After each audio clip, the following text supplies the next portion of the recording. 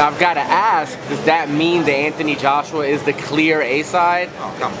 Is that something that there will be a rematch clause in the contract for? Not necessarily. I mean, the two champions. I mean, I've no problem. Like, the thing is, what people have got to understand is, Deontay Wilder can come out and say, like, Joshua was in my office yesterday and he said, I saw Wilder stuff. Where has this come from? He says we're running. He says, have they made us an offer? I said, no. He said, have they reached out to reach out? I said, no, I've reached out to them. I said, no, Josh, you've got to understand, this is what he has to do. He's doing the right thing. But like, Josh is thinking, until we sit down and talk, we don't know if it's real, we don't know if they're going to price themselves out, we don't know if they want to fight next, really, other than what Wilder's saying. I mean, I think they're going to fight Brazil or Ortiz next. Yeah. But we're up for the fight next. I think it's unlikely, I have to be honest to the fans. Okay. But I think it's an absolute dead cert for 2018. Unquestionable. But again, until I sit down with Shelley and Al, which is tomorrow, I don't know. They may come to me and say, we want this. And I'll say, it's dead. It's never going to happen. But really, what are their options to make another $1.5 million or $2 million?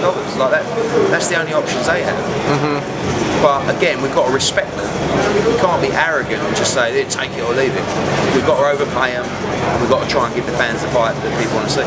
Well, I've got to ask, do you think it's a little bit of an unfair critique or some criticism towards Anthony Joshua because people have saying that he's been playing the political card, that he has to, you know, oblige all his mandatories and go through the ropes, and he's making Deontay Wilder jump through hoops. But the fight's never been mentioned before Saturday night. Okay. So it's like Deontay's like, he's been running for years. It's like, whoa, what?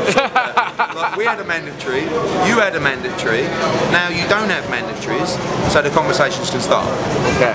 So if they come to us and said, we'll give you $100 million for the fight, and we turn it down, you can say we're running, that's fine.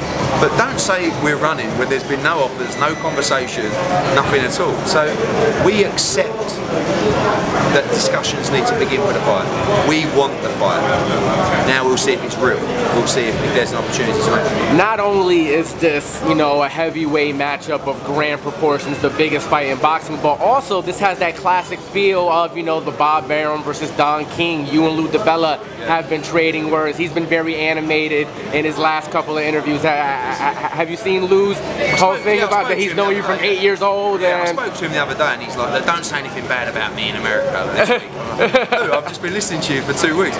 Lou's alright. Lou's not really the promoter of Deontay Wilder. Lou is a promoter of the shows that Deontay boxes on. Do you know what I mean? Okay. So he's not involved in the decision-making process. Like, he won't be at the meeting tomorrow to discuss the fight. But he has his role to play.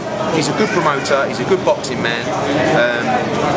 But he really isn't involved in this mix. You know, in terms of making the fight happen. Doesn't mean he won't be involved in the show.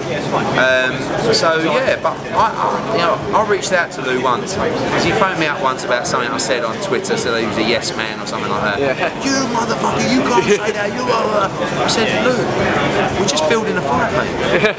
And now I think he's understanding that it is a game and it is an act, and people like to see beef and people going off at each other. Yeah. It just adds different elements. Is that something boxing's been missing because the promoters were as much as a part as the fight in the golden age? I'm not saying Don King was an angel. Yeah. He was a great promoter. You know, when there was a fight in town, Don King made sure you knew about it. You know? Yeah. So there needs to be beef. Me and Lou's a good subplot. You know, it might be me against Shelley in time. Who knows? It might be me against Deontay. Yeah. I don't know. But that's only going to grow the size of the fight and make people talk about the fight even more.